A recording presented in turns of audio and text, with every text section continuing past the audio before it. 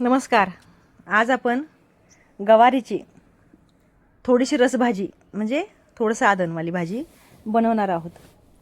गवार खरं तर मला आज म्हणजे नाजूक बिजूक काय मिळालेलं नाही बरं का, तरीसुद्धा आपण ती करणार आहोत. एका भांड्यात मी तेल घातले. गवार चांगली स्वच्छ नीट करून मी ती स्वच्छ मिठाच्या पाण्याने धुवून घेतलेली आहे.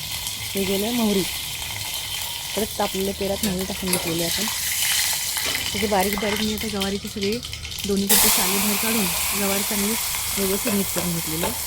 आता ती गवार मी त्या तडक्यात मी तेलात आपण ही गवार चांगली भाजून घ्यायची आहे डाग पडेपर्यंत. म्हणजे फोडणीची फोडणी झाली आणि गवारी पण भाजून झाली. तर आता हे व्यवस्थित अगदी ह्याला भाजून घ्यायचे आहे. एकदम कवळे कवळे डाग ह्यावर पडायला पाहिजेत, छोटे छोटे डाग मोठे पडले की गवार कडू होते.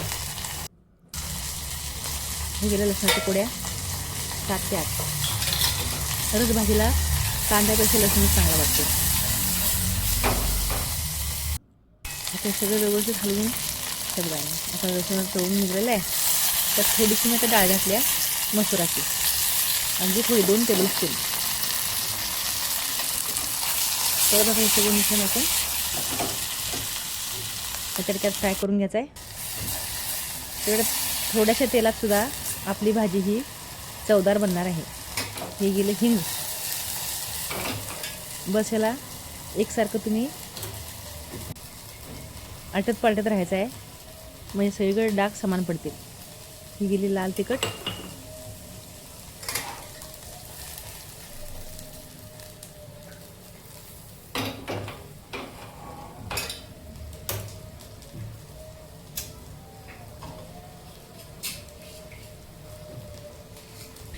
हे गेलं खडं मीठ.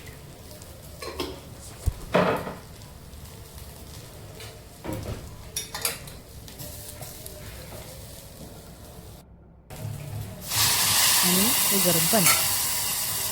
तुम्हाला जेवढं आदन पाहिजे तेवढं तुम्ही यात घेऊ शकता.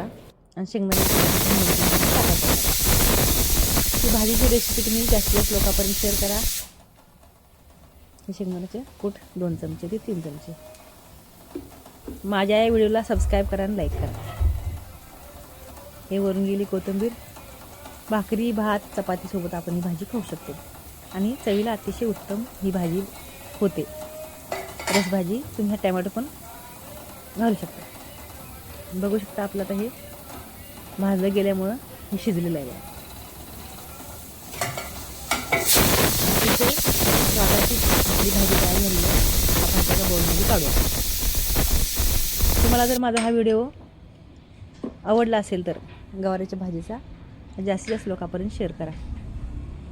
माझ्या चॅनलला सबस्क्राईब करा आणि लाईक करा. बघू शकता किती छान आणि देखणी झाली आपली भाजी. खायला पण तेवढीच अप्रतिम आहे. धन्यवाद.